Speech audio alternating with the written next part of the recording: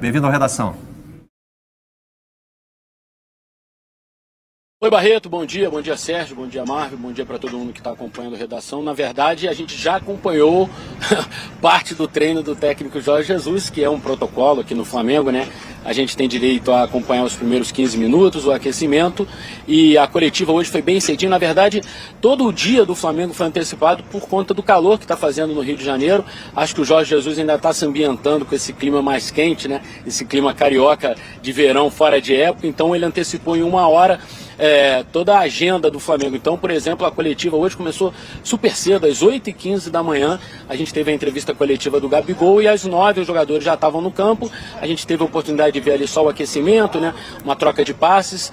O Everton Ribeiro e o Bruno Henrique ficaram na parte interna aqui do CT, fazendo reforço, treino regenerativo, e os demais jogadores no campo, claro, sempre lembrando que o Diego também faz parte desses jogadores que não estão treinando ainda com o grupo. O Diego se recupera daquela cirurgia. Bom, eu disse que o Gabigol deu entrevista hoje aqui mais cedo e ele foi perguntado sobre essa questão da torcida e ele falou que assim está muito encantado com o que tem acontecido nos jogos no Maracanã. Ele, por exemplo, teve uma pergunta se ele estava ansioso pela convocação do Tite e ele falou assim: não, eu não estou ansioso, eu sempre fico ansioso pelo próximo jogo do Flamengo no Maracanã, para ouvir a torcida, para ter essa interação com os torcedores rubro-negros, enfim. Então o Gabigol falou sobre isso, disse que inclusive tem repercutido muito, né? O Maracanã lotado praticamente todos os jogos. Lá fora ele conversa com outros jogadores e muitos jogadores falam para ele que tem essa vontade de jogar no Flamengo, depois dessa reestruturação toda pela qual passou o Flamengo, e que hoje o Flamengo é assim um porto seguro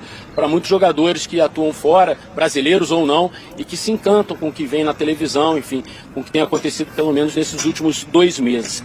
E parte dessa reestruturação, viu, Barreto e amigos, a gente pode ver nos números. O Flamengo vai começar o segundo turno do Brasileirão agora com 42 pontos. E eu fiz um levantamento, porque esses 42 pontos há bem pouco tempo atrás significavam praticamente a salvação do Flamengo, mas não era para conquistar título não, era para fugir do rebaixamento. Quantas e quantas vezes o torcedor do Flamengo não fez contas para chegar aos 42, aos 45 pontos no final do campeonato, né? Então, por exemplo, olha só que interessante, Barreto, em 2013 o Flamengo terminou o campeonato com 45 pontos. Estamos falando de 5 anos atrás, 6 anos atrás. Em 2015, com 49 pontos, bem próximo da pontuação que o Flamengo já tem. Em 2010, 44 pontos, terminou em 14º colocado, enfim. Então, há bem pouco tempo, essa era uma pontuação que o torcedor do Flamengo sonhava em ver na tabela ali, faltando 2, 3 rodadas para poder se livrar do rebaixamento. E eu perguntei ao Gabriel Barbosa, ao Gabigol, exatamente sobre isso, né? Ele acompanhava de fora o Flamengo e hoje ele vive uma realidade diferente nesse mundo do Flamengo. Ouçam só a resposta, muito interessante que o Gabriel falou.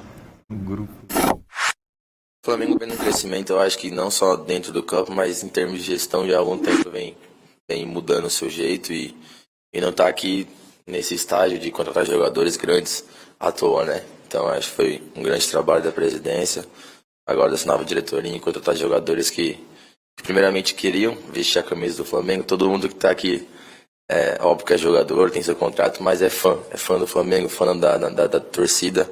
Então eu acho que esse querer, essa vontade de estar aqui e ser campeão é o diferencial.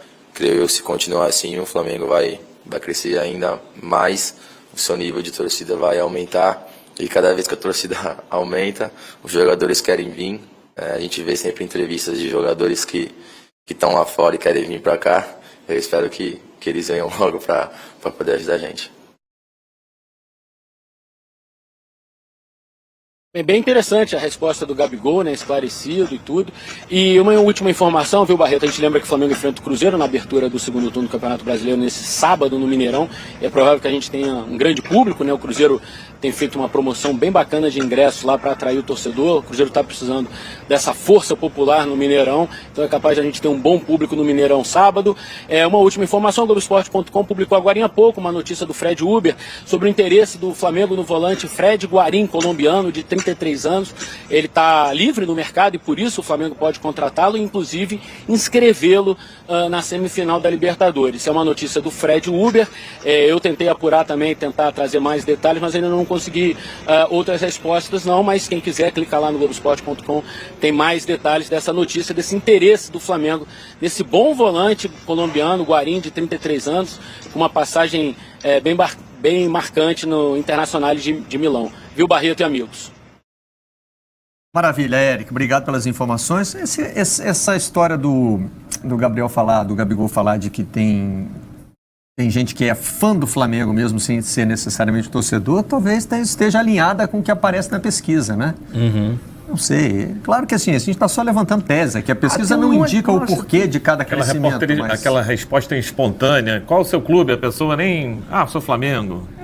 Tem um monte de coisa. De repente o cara que antes só tinha aquela simpatia falou, não, agora eu sou Flamengo. Me envolvi com esse negócio. Pode ser tanta tipo coisa. Carcereto, assim. Agora eu sou Mengão. A combinação das cores que é chamativa, pode ser lembrar do Gilberto Gil cantando aquele abraço, pode ser tanta coisa. Entendeu? O Flamengo tem tantas formas de sedução que não passam simplesmente pelo futebol. É um negócio fantástico. Agora, o que espanta aí do Jorge Jesus a essa hora, essa nova... não é só nova, a estrutura de comunicação e tudo, uma coletiva 8h15 da manhã, acho que eu nunca tinha visto uma coletiva tão cedo assim.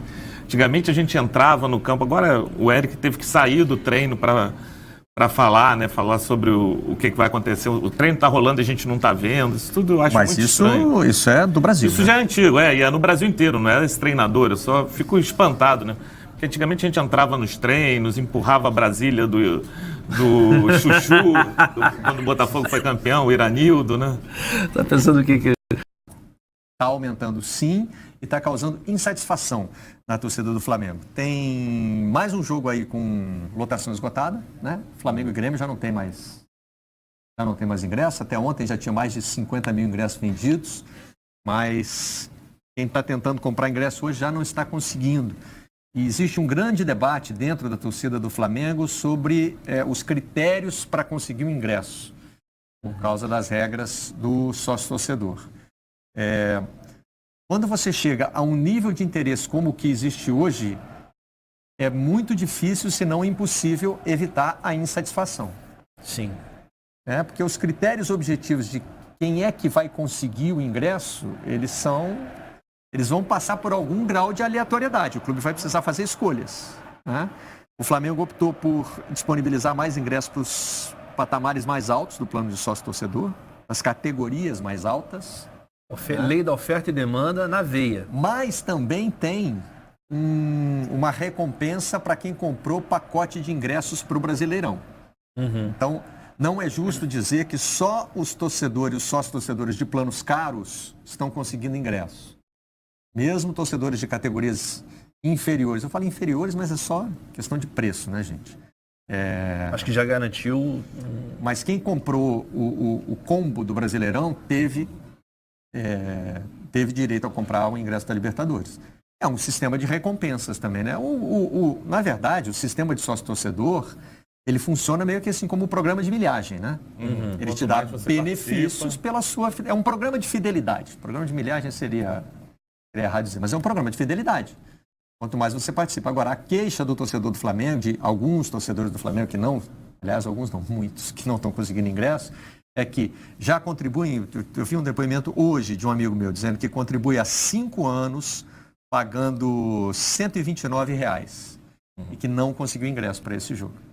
Estava indo a todos os jogos do Campeonato Brasileiro, mas não conseguiu. Então deve ter muita gente hoje nessa situação. O problema desse programa é isso, porque eles vendem muito mais. O Maracanã cabe 60, 70 mil. E aí alguns clubes têm muito mais do que isso. Então se todo mundo quiser, é meio incontrolável, né?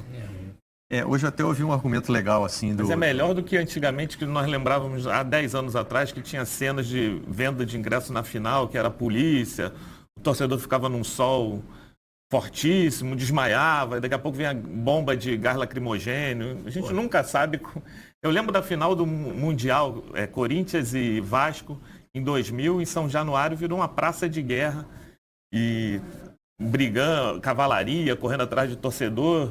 O Maracanã teve lotado, mas o torcedor sofreu para chegar lá, hein? Não, é terrível. Com esse torcedor que pro último jogo, aquele Flamengo e Grêmio de 2009, chegou às 7 da manhã na Gávea para comprar ingresso, só saiu com ingresso às 6 da tarde. Eu li em outro grupo meu hoje uma ponderação assim que bate com a pesquisa, né? 20% da população brasileira são 40 milhões de pessoas, Sim. mais ou menos 200 milhões de brasileiros. Aí diz o seguinte, olha, se tem 40 milhões de torcedores e 70 mil lugares no estádio, já vai dar ruim de cara, né? Então você já está filtrando ali pelo sócio-torcedor. Só que você tem mais sócio-torcedor do que lugar no estádio, então precisa ver outra filtragem, hein? Alguém vai ficar insatisfeito, não tem como. Nesse sistema pode alguém vai discutir se os critérios estão legais, se estão objetivos, se tem justiça. Agora, a reclamação desse tipo assim, eu contribuo não sei quantos anos e não tenho ingresso, vai ter. Vai ter bastante. Ela, na verdade, ela passa a valer a partir do momento que você fala assim, o cara começou a contribuir semana passada, tem ingresso, e eu que contribuo há 10 anos não tenho. Mas para o torcedor é muito chato, né? Você se sente muito lesado, né? Você está contribuindo há 5 anos e tal. Não, principalmente o cara que foi a todos os jogos até agora, e aí para o próximo ele não consegue. Antes, como é que funcionava? Quando não existia o sócio-torcedor? Dormia na fila da bilheteria. Quem chegava mais cedo levava. Às vezes nem levava, porque saía uma confusão tão grande, você tinha que correr da polícia, depois voltava para a fila. Aí tinha que comprar do cambista. Era enfim, bem... Né? Sempre vai haver algum tipo de injustiça nisso aí. Vamos fazer um rápido intervalo no Redação Sport TV. Nós voltamos já para falar da final da Copa do Brasil.